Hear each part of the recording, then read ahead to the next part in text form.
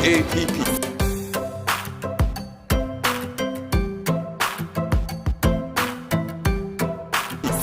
Cegah jangkitan COVID-19 dengan mendidik keluarga dan komuniti.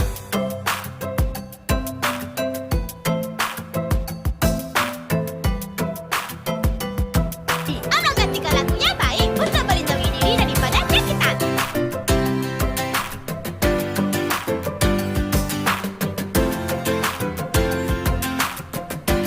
Patuhi SOP dan arahan yang ditetapkan oleh pihak berkuasa.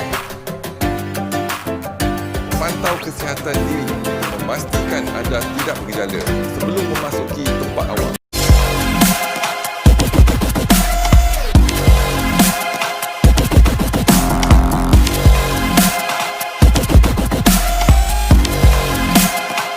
Bismillahirrahmanirrahim. Alhamdulillahirrahmanirrahim. Wassalatu wassalamu ala asyrafil anbiya mursalin wa ala alihi washabihi ajma'in. Dengan nama Allah dan dengan namanya itu tidak akan mendatangkan mudarat sesuatu pun, sama ada di langit atau di bumi. Dan dialah Allah yang maha mendengar lagi maha mengetahui. Rabbana atina fid dunya hasanah wa fil akhirati hasanah wa qina azabannar. Wa sallallahu ala sayyidina Muhammad wa ala alihi washabihi wasallam. Alhamdulillahirabbil alamin.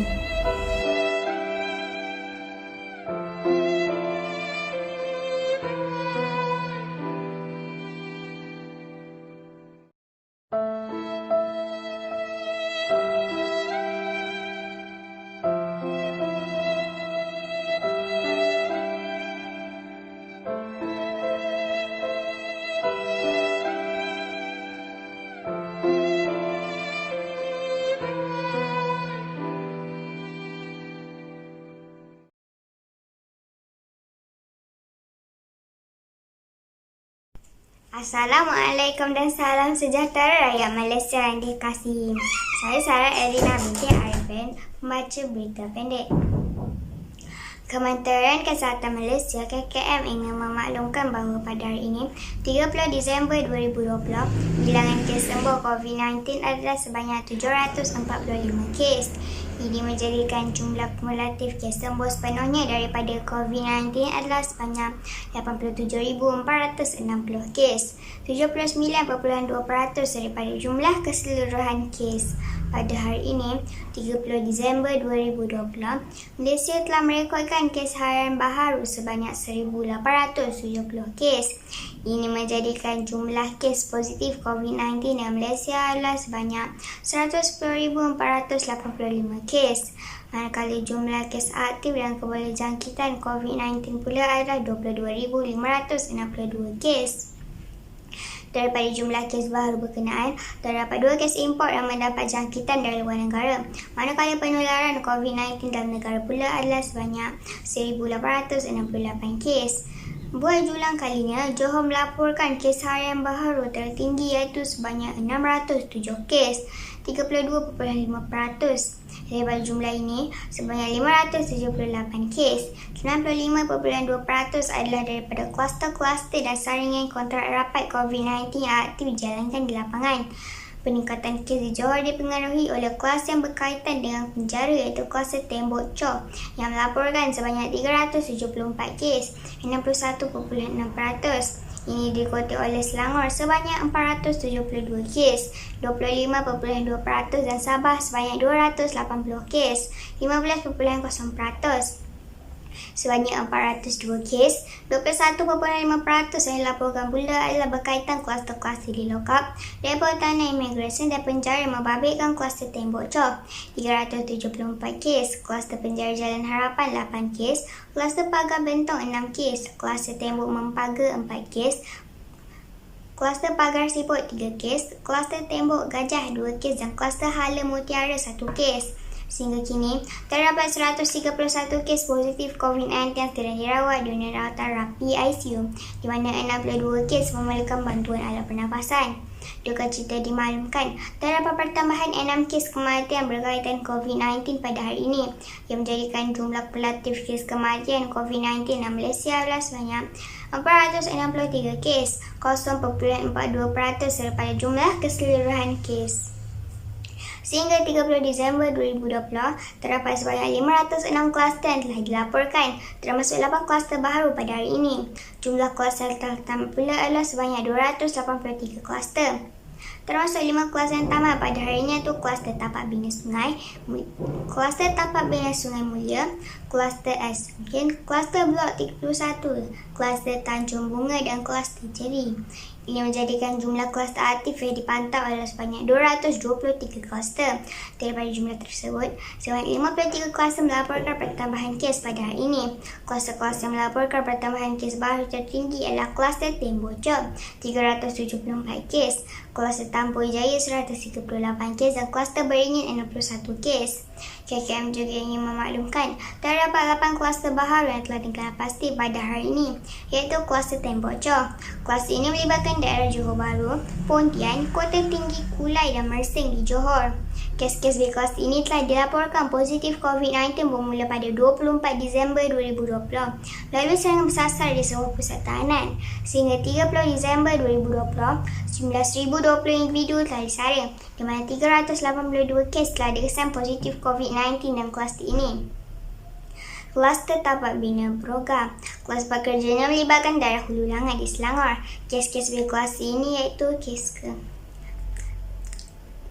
Kes-kes di kelas ini telah dilaporkan positif COVID-19 bermula pada 27 Disember 2020, lalu serangan bersasar di sebuah tapak binaan. Sehingga 30 Disember 2020, jumlah 318 individu telah disaring, di mana 64 kes telah dikesan positif COVID-19 dalam kelas ini.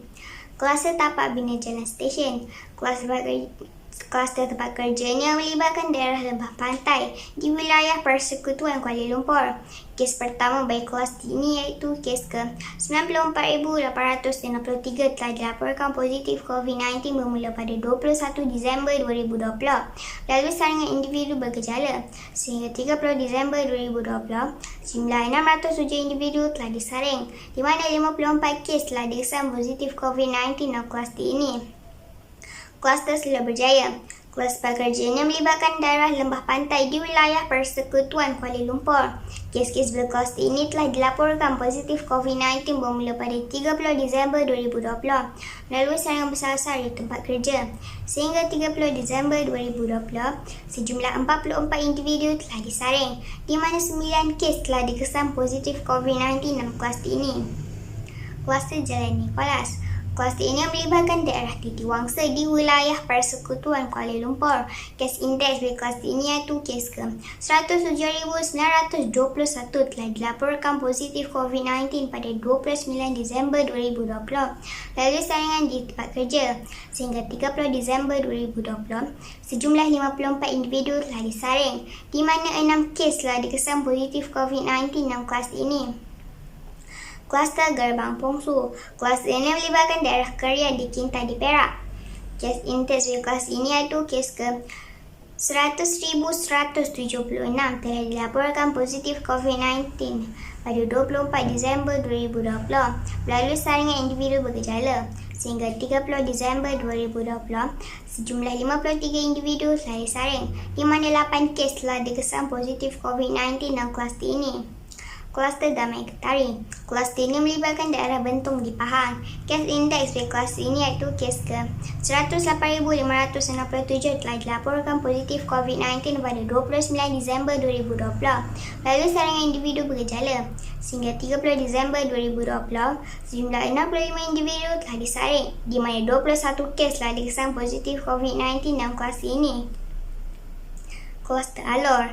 Kluster ini melibatkan daerah Kota Setar di Kedah serta daerah Titi Wangsa dan Ceras di wilayah Persekutuan Kuala Lumpur.